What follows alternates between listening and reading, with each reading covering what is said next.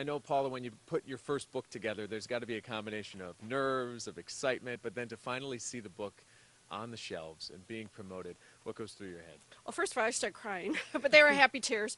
It was a labor of love. It was fun to write, and it was a process that started last October, and I first saw it on the shelf like at the beginning of August. So it was great to see it. Got to dig into some of this. What are some of the key things that you've learned that Lions fans need to do before they die?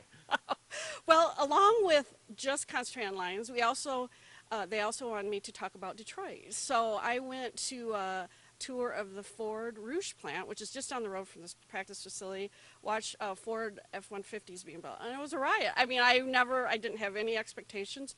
I went back to Henry Ford Museum, which I hadn't been there since I was 8, and it was great. So I got to not only talk about Lions, but a little bit more about Detroit and what great things there are around here. One special chapter I did on our old friend Tom Kowalski, who was the Lions beat writer for years, and we all knew. And so I did a special chapter on him because he was Lions. I guess the first page I flicked to was the dedication, which was to my dad, and my dad died while I was writing it, so that made it a little complicated. But my dad was also the one who took me to my first Lions game, which was at Tiger Stadium. So that was my first thing I looked at. Did you take it as an honor that you were the person approached by Triumph to write this book?